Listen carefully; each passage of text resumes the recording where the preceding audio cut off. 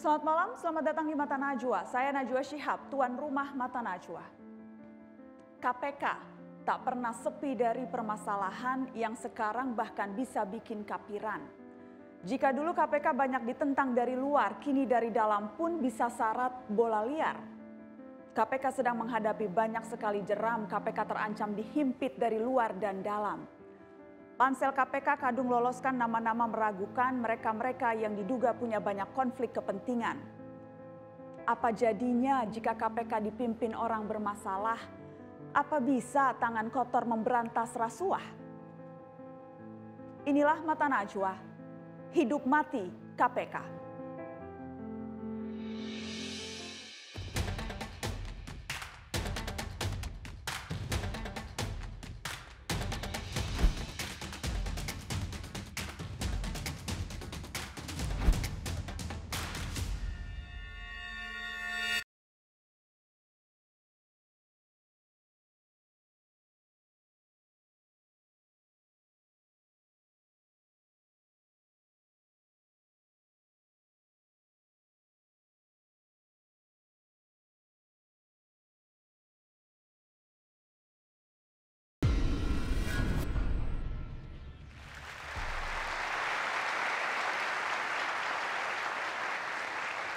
Ya, proses seleksi pimpinan KPK tengah berlangsung saat ini dan memang ada sejumlah catatan kontroversial yang menjadi sorotan dari penunggak LHKPN hingga terduga penerima suap dan pelanggar etik yang disebut lolos dalam seleksi.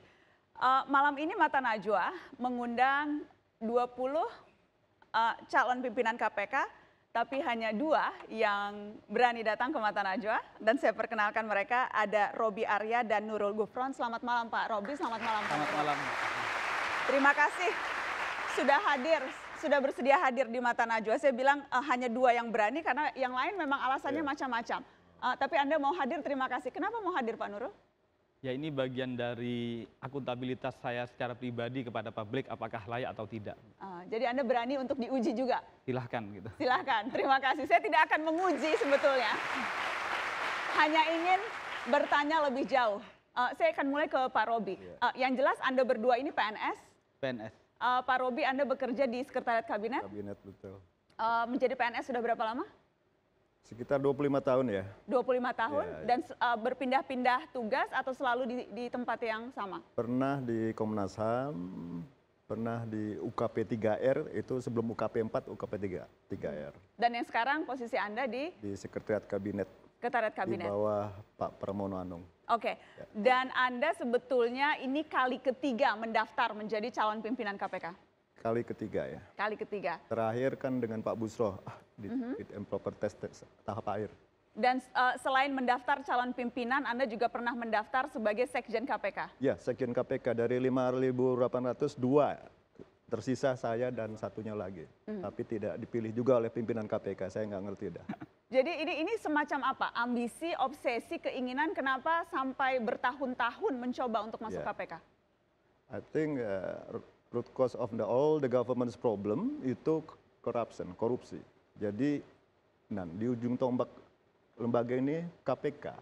Semua permasalahan di Indonesia ini ujung-ujungnya ada sumbernya korupsi, investasi turun, ekspor ya menurun, itu ada kartel, pertumbuhan ekonomi merusuk. Nah, ini udah hasil riset. Jadi korupsi menurunkan tingkat pertumbuhan ekonomi, investasi dan ekspor. Nah, ini sekarang nyambung nih, saya chemistry-nya sama Pak Jokowi nyambung. 3 ini ya, investasi, ekspor, dan ini sekarang jadi prioritasnya Jokowi. Kebetulan saya membantu beliau sekarang.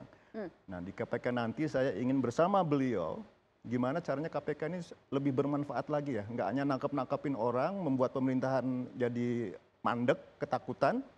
Jadi itu yang Anda lihat sekarang?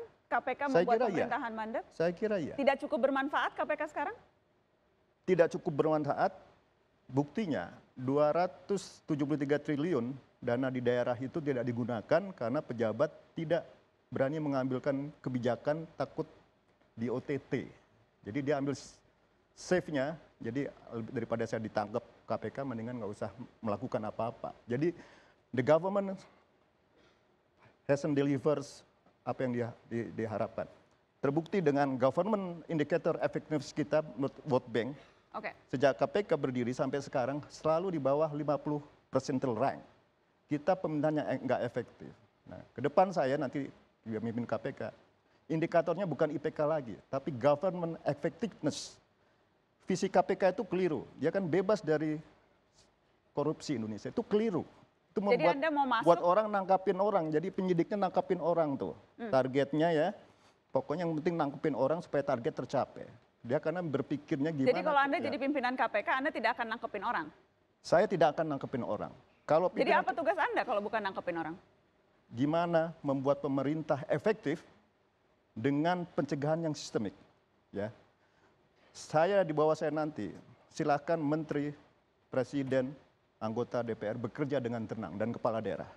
Bekerja dengan tenang maksudnya tidak usah Untuk takut, rakyat, ya bekerja dengan tenang untuk rakyat. Ya, termasuk tenang kalau mau mencuri.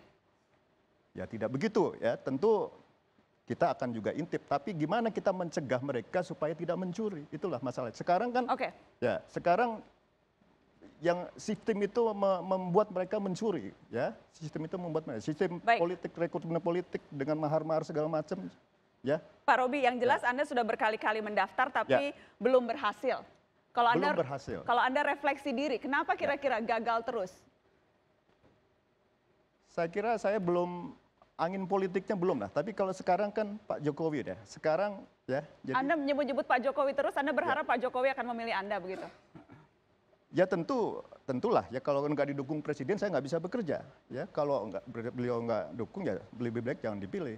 Ya. Oke. Jadi saya kira kebetulan visinya sama ya. Visi saya kan ya visi saya bisa dilihat di makalah saya yang dibaca hampir oleh 1,5 juta orang. Ya bahkan satu-satunya makalah ya alhamdulillah ya yang di-upload sama websitenya DPR. Baik. Nah semuanya itu yang disampaikan Pak Jokowi itu ada di makalah saya. Ya, Oke. termasuk bahwa indikator keberhasilan KPK bukan nangkepin orang, justru itu sebaliknya. Makin banyak yang OTT berarti sistem pencegahan nggak jalan. Oke. Itu 2014 saya sampaikan. Saya ingin ke Pak Nurul Gufron, Anda dekan ya Pak? Dekan di Fakultas Hukum Universitas Jember. Fakultas Hukum Universitas Jember. Mahasiswa Anda lagi pada nonton Mata Najwa mungkin malam ini ya Pak ya? Insya Allah. Sudah 2 periode Anda menjadi dekan? 1 periode dan akan berakhir di Agustus 2020. Oke, dan saya dengar Anda juga mendaftar menjadi rektor. Ya, mencalonkan juga sebagai rektor karena bagi saya, toh ini semuanya pencalonan. Jadi belum tentu jadi, bagi saya jadi ya alhamdulillah, tidak jadi pun alhamdulillah. Bagi saya semua kepastian tentu yang terbaik dari Allah Subhanahu wa taala. Tapi Anda niat nih mau jadi pimpinan KPK, Anda niat. Apa istimewanya Anda dibanding yang lain, Pak? Saya merasa bahwa pertama dari sisi akademik, keilmuan saya relatif pas bagi kelembagaan institusi penegak hukum yang tetapi tidak hanya dalam kerangka menegakkan tapi juga dalam kerangka pencegahan. Bidang saya memang hukum pidana khususnya yang korupsi di sistem peradilan pidana. Dan itu akan menjadi lebih menonjol dibandingkan calon-calon yang lain yang punya mungkin pengalaman langsung menyidik, menyelidiki kasus-kasus korupsi? Kandidat yang lain memang ada dari berbagai institusi ya, baik Polri, Kejaksaan, Hakim. Mereka adalah berbasis pada aplikasi. Jadi para yang selama ini melaksanakan peraturan perundang-undangan, selama ini sementara saya berpengalaman di bidang mulai dari saya pengalaman mengajar, juga berpengalaman dalam pembentukan peraturan perundang-undangan. Oke, saya ingin bertanya sesuatu yang lebih konkret. Kita akan lihat cuplikan video berikut ini dan kemudian nanti saya akan minta tanggapan Anda. Kita lihat.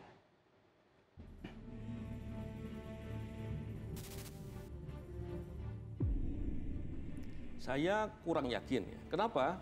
Penyidik itu kerjanya teknis. Mereka sudah bekerja 800 hari lebih. Tim gabungan 80% seingat saya isinya tim teknis.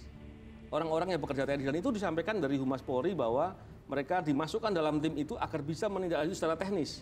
Lalu 3 bulan lagi tim teknis dibentuk lagi untuk apa? Apakah hanya memperpanjang waktu?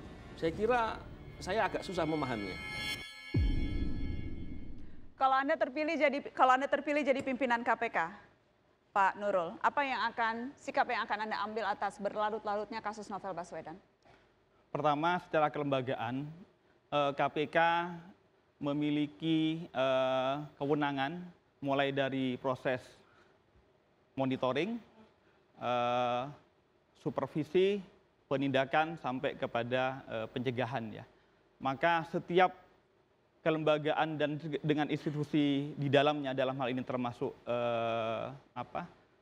Novel Baswedan, yang bagaimanapun beliau adalah bagian dari penguat institusi KPK, sehingga kemudian apa yang telah dialami oleh Novel Baswedan sesungguhnya adalah merupakan serangan secara institusi kepada KPK. Mestinya aparat penegak hukum, karena KPK dalam hal ini sesungguhnya merupakan aparat penegak hukum juga ya. Cuma karena ini adalah tindak pidana penganiayaan yang bukan wilayah kewenangan KPK, KPK tidak memiliki kewenangan untuk masuk ke situ. Maka kami sesungguhnya sangat mempercayai bahwa kalau beberapa kasus yang lain institusi penegak hukum dalam hal ini Polri mampu, saya yakin untuk kasus Novel Baswedan juga seandainya memiliki tekad baik untuk mengungkapkan, itu memiliki kemampuan untuk mengungkapkannya. Dan kami akan menagih itu kepada institusi yang dalam hal ini berwenang untuk melakukan penyidikan. Karena ini juga memalukan bagi bangsa Indonesia kalau hanya sekelas tindak pidana seperti ini, sejauh ini hampir berapa bulan ini tapi belum terungkap juga. Berkali-kali Novel Baswedan mengatakan ia percaya sesungguhnya polisi bisa, tapi apakah mau atau tidak itu dipertanyakan. Menurut Anda polisi mau atau tidak? Ya, kalau saya pribadi saya belum berkomunikasi langsung ya. Dari pengamatan Anda melihat? Artinya menurut saya kemampuannya sesungguhnya memungkinkan untuk melacak itu semua. Tapi ada tapinya tidak itu? Tapinya saya belum bisa memastikan karena saya belum berkomunikasi dengan pihak penyidik. Tapi Anda percaya bahwa sesungguhnya kasus ini masih bisa diselesaikan oleh kepolisian? Artinya sangat memungkinkan. Artinya beberapa tindak pidana terorisme saja yang sulit untuk dibuktikan, diungkapkan dengan melacak misalnya nomor rangka mobil bisa terungkap, apalagi yang seperti ini saya kira relatif lebih mudah untuk diungkapkan. Pak Roby, apa sikap yang akan Anda ambil, Pak? Sebetulnya ini ada kekeliruan by system ya. Kasus-kasus Novel Baswedan atau cicak buaya itu akan berulang ke depan karena ada kekeliruan di situ. Ya, kasus Novel Baswedan ya tidak ada jaminan tidak akan terjadi lagi dengan penyidik-penyidik yang lainnya ke depan. Kalau kita pikirkan itu sebetulnya ada kesalahan di by systemnya, di undang-undang kita. Apa itu penyebabnya? Adalah karena KPK punya kewenangan menyidik penegak hukum. Itu problemnya.